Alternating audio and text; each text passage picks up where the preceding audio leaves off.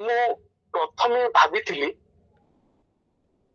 ତିନୋଟି ଗପର ପିଲାମାନେ ଯେହେତୁ ଏଇଟା ଜାଣୁଛନ୍ତି, ପିଲାମାନଙ୍କୁ ଏପର୍ଯ୍ୟନ୍ତ ଭଲ ଏପର୍ଯ୍ୟନ୍ତ ଗପ କିପରି ପଢାଯାଏ, ଗପ କିପରି ପଢାଯିବା ଉଚିତ ସେ କଥା ପଢାଯାଏ ନାହିଁ କ୍ଲାସ ରୁମ ରେ। ଆଜି ସେଇ କଥା ମୁଁ କହିବି ଯେ ହାଉ ଟୁ ରିଡ୍ ତରୁଣକାନ୍ତି। ତରୁଣକାନ୍ତିଙ୍କୁ ଆପଣ ମାନେ କିପରି ପଢିବେ? ଯଦି ସେପରି ନ ପଢି ପାରିଛନ୍ତି, ନ ପଢି ପାରୁଛନ୍ତି, ତାହେଲେ ତରୁଣକାନ୍ତିକୁ ଆପଣ ଆଦୌ ପଢୁ ନାହାନ୍ତି ବା ପଢି ନାହାନ୍ତି। ଇଏ ହେଉଛି ମୋର ପ୍ରଥମ କମେଣ୍ଟ। ଦ୍ୱିତୀୟ କଥାଟି ହେଉଛି ବହୁତ ଗୁରୁତ୍ୱପୂର୍ଣ୍ଣ, ବହୁତ ଗୁରୁତ୍ୱପୂର୍ଣ୍ଣ। ସମସ୍ତଙ୍କର ଗପ ଯେତେ ଗାଳ୍ପିକ ଅଛନ୍ତି ଭାରତୀୟ ପରମ୍ପରାରେ, ମନୋଜ ଦାସଠୁ ଆରମ୍ଭ କରି ଯେତେ ଅଛନ୍ତି, ସମସ୍ତଙ୍କର ଗପ ଯେଉଁଠି ଶେଷ ହୁଏ ତରୁଣକାନ୍ତିଙ୍କ ଗଳ୍ପ ସେଇଠି ଆରମ୍ଭ ହୁଏ। ତରୁଣକାନ୍ତିଙ୍କ ଗଳ୍ପ ଶେଷ ହୁଏ ନାହିଁ।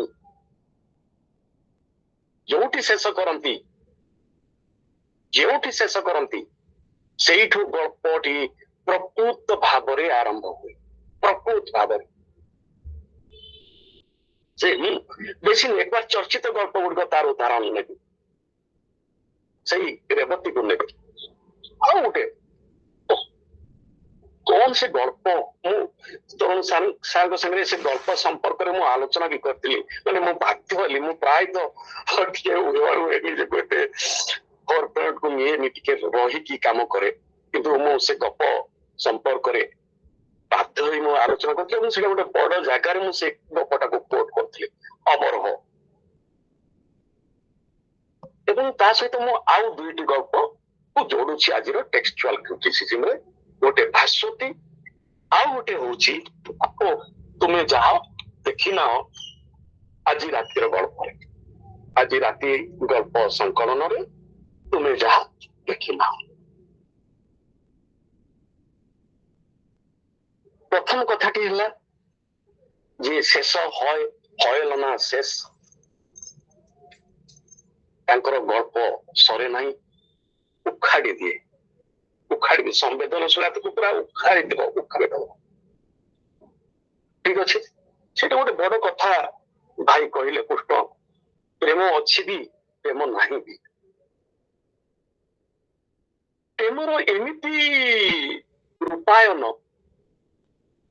ଅନେଷ୍ଟଲି ସ୍ପିକିଂ, ତରୁଣକାନ୍ତି ଅଛନ୍ତି ବୋଲି କହୁନି, ପ୍ରେମର ଏମିତି ରୂପାୟନ ଆଉ କାହାରି ପାଖରେ ନାହିଁ ଯାହା ତରୁଣକାନ୍ତି କରିଛନ୍ତି। ଭାସ୍ୱତୀ ଗଳ୍ପରେ ଆଉ ତୁମେ ଯାହା ଦେଖିନାହରେ।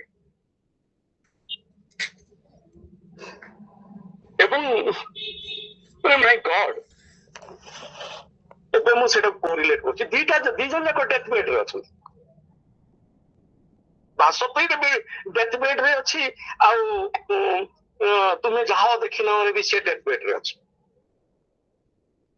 ଦି ଜଣ ଯାକ ମୃତ୍ୟୁ ଶଯ୍ୟାରେ ଅଛନ୍ତି ଏବଂ ଦିଟା ଯାକ ୟଙ୍ଗ ପିଲା। ସେ ମୋର ତ ମନେ ଅଛି ପୁରାପୁରି 14 ବର୍ଷରେ ଭାସ୍ୱତୀ ଅଛି, ଏଇଟାର ବି ବୟସ ବେଶୀ ନୁହଁ, ଇଏ ବି ବେଶୀ ନୁହଁ, ଝିଅଟା ତେଣୁ ଯୁବତୀଟିଏ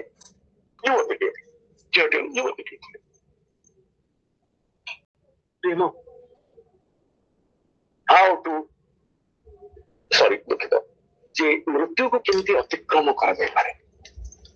ମୃତ୍ୟୁ ବଡ ନା ଜୀବନ ବଡ, ନା ମୃତ୍ୟୁ ପରେ ବି ଜୀବନ ଅଛି ଯୋଉଠି ପ୍ରେମଟା ସାକାର, ଆଉ ତାହା ଯେତେ ସଂକ୍ଷିପ୍ତ ଶବ୍ଦ ଭିତରେ, ସଂକ୍ଷିପ୍ତରୁ ସଂକ୍ଷିପ୍ତତର ଶବ୍ଦ ଭିତରେ ତାହା ପ୍ରକାଶ ପାଏ।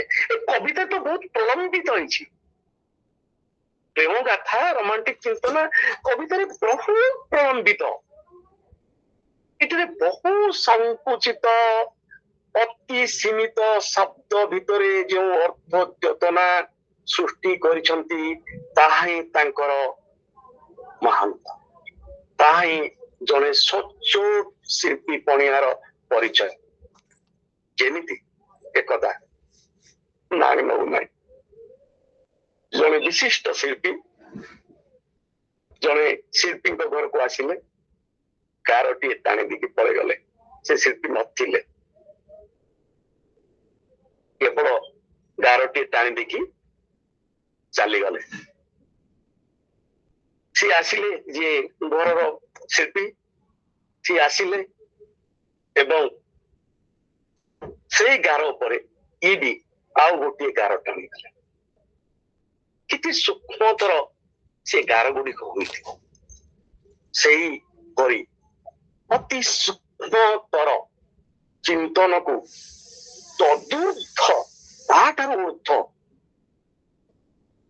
ଭାବ ପ୍ରକାଶ କରିପାରୁଥିବା ଶବ୍ଦ ମାନଙ୍କୁ ବ୍ୟବହାର କରିବା ଏବଂ ପାଠକ ମାନେ ତାହା ଧରିପାରିବା, ବୁଝିପାରିବା ଏବଂ ତାହା ପୁଣି ଗଦ୍ୟରେ, ତାହା ହିଁ ତାଙ୍କର କଥା ଶିଳ୍ପୀର କଳା ପକ୍ଷର ନାନ୍ଦନିକତାର ସୌନ୍ଦର୍ଯ୍ୟ, ଗଳ୍ପ ସୌନ୍ଦର୍ଯ୍ୟ ହଉଛି ତାଙ୍କର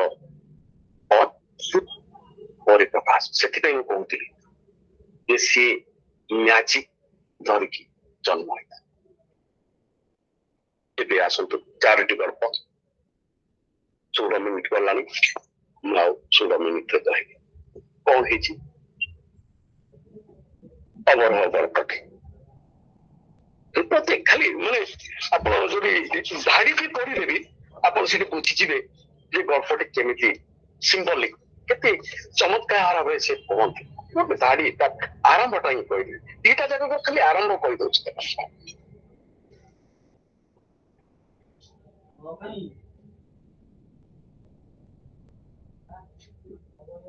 ଟ୍ରେନ ଆସ୍ତେ ଆସ୍ତେ ଚାଲିବା ଆରମ୍ଭ କଲା ପରେ ବିରୁପାକ୍ଷ ସିଟ ଉପରେ ଆରାମ କରି ବସିଲା ଓ ହାତ ବ୍ୟାଗ ଭିତରୁ ଖବର କାଗଜ ଦେଇ କାଢି ପଢିବାକୁ ଆରମ୍ଭ କଲା।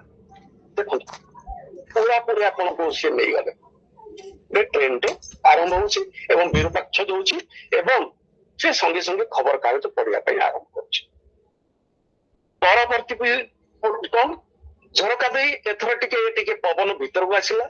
ପ୍ଲାଟଫର୍ମ ଗହଳି ଓ କମ୍ପାର୍ଟମେଣ୍ଟ ଝାଳୁଆ ଗରମ ଏତେ ସମୟ ସହି ସହି ସୁମତିକୁ ନିସ୍ତେଜ ଲାଗୁଥିଲା। ଏଇ ଟିକକ ଥଣ୍ଡା ପବନ ତା ଦେହ ମୁହଁରେ ବାଜିଲା ପରେ ତାକୁ ଭଲ ଲାଗିଲା।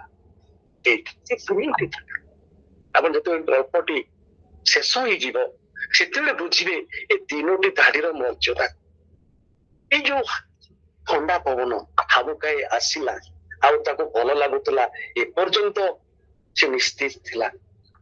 ଏହା କେବଳ ତାର ସେ ଟ୍ରେନ କମ୍ପାର୍ଟମେଣ୍ଟ ର କଥା ନୁହେଁ, ଏହା ତା ଜୀବନର କଥା ମଧ୍ୟ। ଏପର୍ଯ୍ୟନ୍ତ ସେ ଏକ ନିସ୍ତେଜ ଜୀବନ ହିଁ ଜିଇଁ ଚାଲିଛି ଏବଂ ଦେଖି ଦଉଛନ୍ତି, ତାପରେ ଦେଖି ଦଉଛନ୍ତି ଯେ ବିରୁପାକ୍ଷ ଏ ବେଗ ଆସିଲା କି ନାଇଁ, କଳା ବେଗଟା ଆସିଲାନି କି, ସେ ବେଗଟା ଆସିଲାନି କି, ତା ଆସିଲାନି କି, ସେ ବାବଦରେ ଚିନ୍ତା କରୁଛି, କିନ୍ତୁ ପତ୍ନୀଙ୍କ ସମ୍ପର୍କରେ ଟିକେ ବି ଚିନ୍ତା କରୁନାହିଁ। 21 ଦିନ, ଠିକ 21 ଦିନର ବିବାହିତ ଜୀବନ ପରେ ବିରୁପାକ୍ଷ ଓ ସୁମତି ଭଦ୍ରକରୁ ରାଜଗାଙ୍ଗପୁର ଯାଉଛନ୍ତି, ଘରୁ ଯାଉଛନ୍ତି ଚାକିରି ଜାଗା। କିନ୍ତୁ ଏଇ 21 ଦିନ ଭିତରେ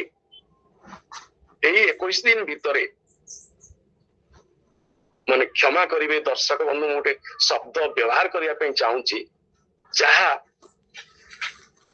ତରୁଣକାନ୍ତି ଆଦୌ ଲେଖିନାହାନ୍ତି। ଏହି 21 ଦିନ ଭିତରେ କେବଳ ସୁମତି ଏକ ଯୌନ ଖେଳନାର ପରିଚୟ ପାଇଛି, ଆଉ କିଛି ନାହିଁ, ଆଉ କିଛି ବି ନାହିଁ। ଏବଂ ସେଇ ଟ୍ରେନ ଭିତରେ ସେମିତି ଗୋଟେ ହଉଛି ଏବଂ ସେଇଠି ଗୋଟେ ଅତି ପାୱାରଫୁଲ କ୍ୟାରେକ୍ଟର ଆଣିଛି। ଏତେ ପାୱାରଫୁଲ କ୍ୟାରେକ୍ଟର, ଏତେ ପାୱାରଫୁଲ କ୍ୟାରେକ୍ଟର। ସେ ଗୋଟେ ଅନ୍ଧ ପିଲାଟି ଆସୁଛି गीत गाई गाई जाऊची से समय से सिगरेट पाई बाहर को चली जाऊची विरूपाक्ष ये से ताको पेली दउची एमती गोटे एई जे देखै दउछंती परिवेश टाको तापरे अंध पिलाटी कहूची एटा होची सबुठो क्लासिक अंध पिलाटी कहूची मां किछि दियो मते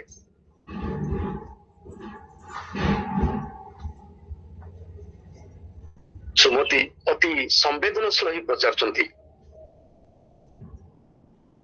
अरे तू तो अंध पिलाटे मु स्त्री लोकटे बोली जानिलु केमिति से थाड़ी पड़ी की सुनेगी